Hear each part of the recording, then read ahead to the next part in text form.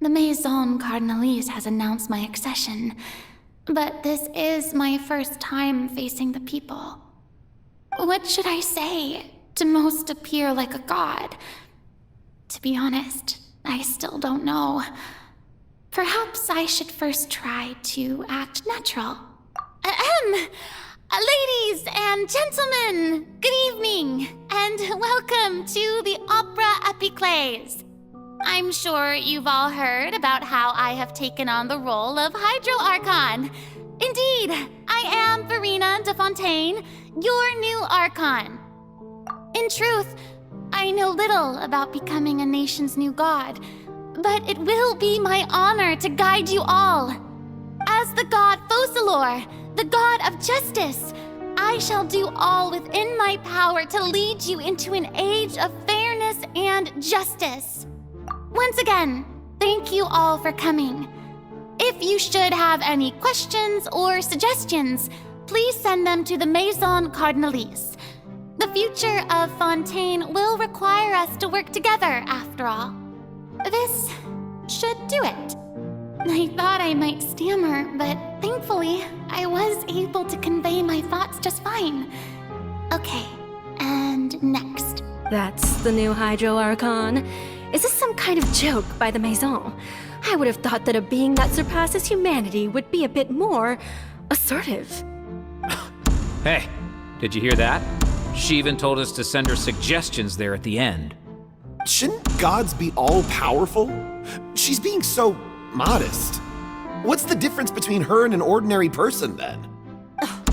If you ask me, perhaps the succession didn't actually happen. She might just be a Maison-back puppet. Wait, what's going on? Why is everyone suspecting me of being a fake? Oh, this is bad. If I get exposed here, there'll be no saving the people from the prophecy. Right. Mirmi said that I just need to play the role of a god as humans imagine them to be. Calm down, Furina. Think. What do the people want? How would they imagine a god to speak and act? Assertive, with a strong sense of presence.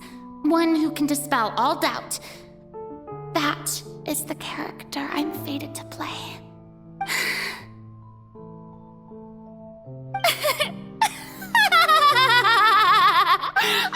Oh, very good, my people. Only ones such as you are deserving of my rule. Now, I was wondering if some weak puppet were to one day come onto the stage and claim ownership of this opera house, would the children of Fontaine follow them? Well, it seems that you would all see right through them. Having passed my test, you are qualified to witness wondrous trials alongside my august self, here in this opera house. You may consider my previous act a door gift of sorts. I thought it was a debut that suited the atmosphere. Now then, let us be reintroduced.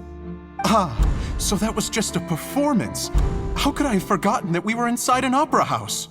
Her personality. It's quite shocking, to be honest, but I suppose it's a better look than before. Such a fascinating and bold deity. How wonderful! Our future may yet be bright after all.